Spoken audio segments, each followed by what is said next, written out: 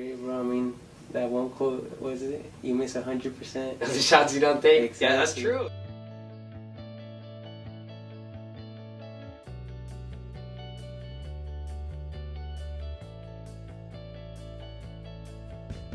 My name is Eduardo Oliveras. I just turned 21, so I'm legal now, apparently. But I just turned 21. I was born in Mexico City. We're like an hour away from Mexico City. It's Pablo Tecalco. Okay. I haven't been there, obviously, since I came here. I was 5 years old when I was brought to this country, and just full of opportunities, and very grateful for the risk that my parents took to come to a brand new country, leaving their family behind. But yeah, they haven't seen their parents in many years, and it's a risk that they took, and you know, I want to make their sacrifices worth it. So it's what's inspired me. It's my biggest motivation to really just go out there and get it.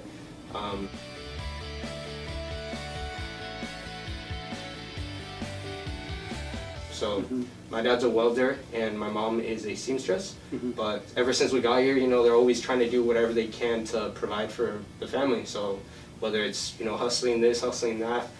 My dad like resells cars like when he has time. He like does different stuff just to get more money, you know, and really be able to provide for us and my siblings. And then my mom would also sell stuff on the side. She would sell like Jafra, which is like cosmetics, and then she would sell like pots and pans, literally whatever she could. Yeah. That's where I got that like grinding like mentality. That's where I got that like hustling. Like my little brother Alonso, he just turned 9, and then okay. my little sister Diana, she just turned. She's like 1.5. So dang. there's a big age gap, and Yeah, obviously that's also another motivation for me. Is just I want to be that like, you know, role model. I want to be that person they can look up to and just be like, okay, like he did it, like I can do it too. And I want to just be that inspiration for them. Or that's what makes me grind even harder. That's great, man. I'm happy to hear that. That's a good question, man. Education. Obviously, with the background that I have, no one in my family has ever been to college. Yeah. I'm a first-generation student. My parents dropped out when they were very young, and it's just out of necessity. Out of, you know, Mexico is a whole different story.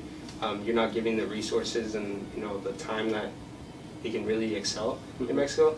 So I was very fortunate to being brought to this country, and education is just seen as an escape. It's seen as, for me personally, it's like it was needed for me to get to where I want to be at.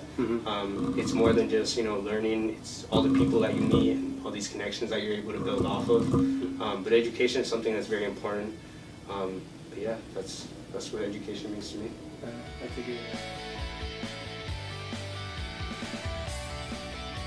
your life, right? That's obviously been a big impact in my life. Like I was saying in the article, a lot of people see, you know, being a dreamer as like a disadvantage, and obviously it is, because obviously we don't have the opportunities that a lot of people have, you know, just for being here. But for me, I use that as a strength. You know, I saw that I was different from everyone else since I was like young. I saw that like I wasn't able to get my license right away because I didn't have a work permit. I wasn't able to, you know, apply for a job when I wanted to apply for a job because I just couldn't. So that just made me want to work harder. It allowed me to really, just like I was saying, set an example for my siblings and really make my parents' sacrifices worth it. And it's been great.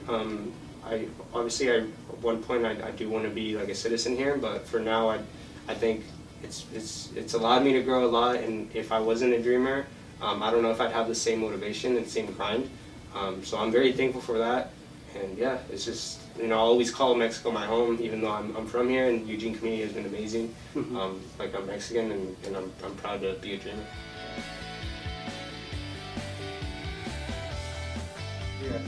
So I came in business. I was business administration when I came in. But after just taking a couple classes, I realized that business was more like analytical and more like number driven, and I wanted more creative freedom and just be able to kind of do whatever I wanted, whatever, you know, project I wanted to work on, I could make that happen. So the advertising school has been amazing professors, really allows for just creativity. There's so many cool people that have all these ideas, and the journalism school also allows you to work in teams and really just create something from nothing and just build it your own. And that's not something that the business school really offers. So that's what really made me switch majors. But I'm happy where I'm at. I'm still getting a business minor, so I can still get that like analytical background. But I really wanted to just focus on creativity and just be able to create something of my own. Yeah, man, that's great. And it's great that you find something you're passionate about. Yeah. And I mean, I know a lot of younger students, they're scared about like being pressured into like finding the major that's right for them. And like, I mean, I came into U of O with thinking psychology was going to be my major. Now I'm family human services. It's a switch. Yeah, so like, I mean, it's just about gaining experience, not feeling pressured. But I mean, I could understand if there's like a family wanting you to be a doctor or something like that. Yeah, that's when you have to switch it up. But. Exactly.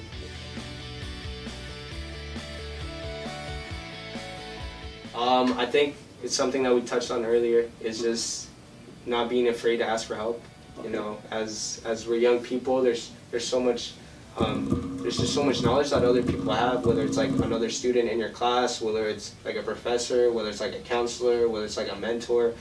Just not being afraid to ask, you know, for help. You know, everyone has their struggles, and if you have someone that you want to ask something, and just shooting your shot, man. Like just not being scared of rejection, not being scared of just putting yourself out there. I think that was the biggest motivator for me, and biggest reason why I've been able to do what I have done is just not being scared of rejection. You know, things happen for a reason, and just taking advantage of opportunities that knock you. I mean, we have a lot of resources, but it's also like a matter of, you know, going and asking about them, bro. Like, taking that initial step of like going out to your high school counselor or like middle school teachers, you know, like how are they gonna help you if you don't know? So that's a big reason why, you know, I've been able to get where I'm at, is not being scared to ask for help, or not being able to ask for guidance, or, you know, just not being afraid to reach out to people. You know, everyone is willing to help, as long as you're coming correct, you're being polite, and you're telling them what you're there for, and you know, people are willing to help. People, not even just, you know, other college students. It's kind of how this all started. It was just me reaching out to the other guy, Harrison, to like start the nest, and it just all stemmed from me sending him a DM and just saying, hey, let me, like, I see we have the same passion. Let me take you out to lunch, and we could just talk like vintage. We have the same passion. Let's just talk and see what happens. And from that stemmed into what this is now, which is just amazing, seeing how that stems just from just asking one question, not being afraid to ask for help. My parents never even got to high school. Yeah, no, it's. So like, it's sad, like, my mom loved school, bro. Like, she loved like learning about the stars. She wanted to be an astronaut when she was a little girl. So like, knowing that she had like the passion for it, but not lacking the resources, bro, like it breaks my heart. I think my dad is he's a very smart guy, but yeah, just the lack of resources and lack of, you know, everything in Mexico didn't allow him to really excel and do what he wanted to do. My mom was also like a preschool teacher in Mexico, and she had to leave that. She loved doing that, but she had to leave that behind in order to come here, and that was a big sacrifice that she took. But yeah, that's how that happened. Yeah, bro, it really put the chip on our shoulders, you know, like gets us up in the morning. Sometimes I don't feel like going to like online school or like getting out of bed, but like I think like I have a picture of my family next to like the window frame. I'm like, bro, I gotta do it for them, you know. Oh, we're very privileged, you know. It's something that we have to be very grateful for, because in Mexico a lot of people don't have the resources. Not even just in Mexico, like all over the world, people want to go to school, but. And that's something with like the U.S. is like there's free education. Like people want to go to school, they're able to go to school, and there's a lot of scholarships, there's a lot of resources here, and if you really want to go get it and get it, you really can. Exactly.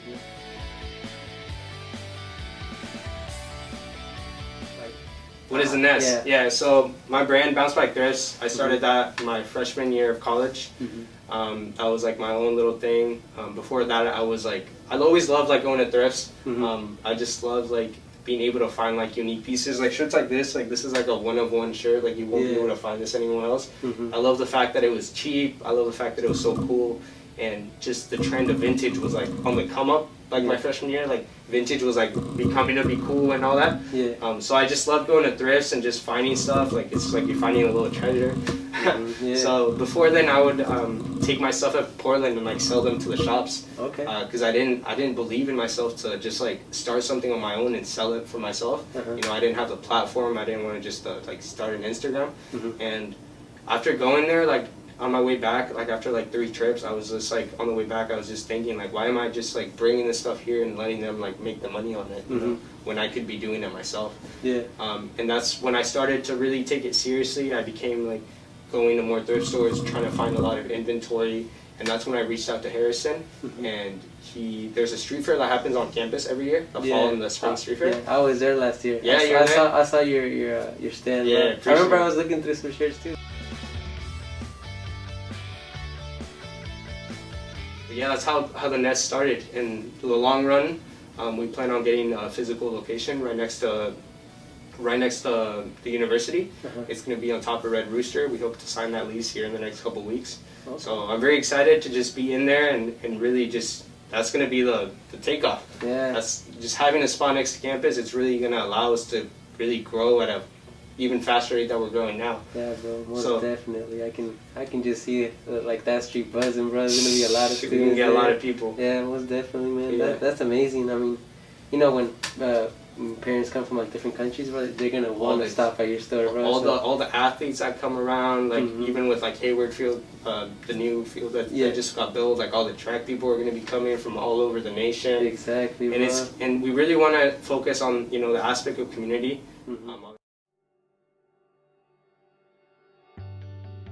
As the years go by.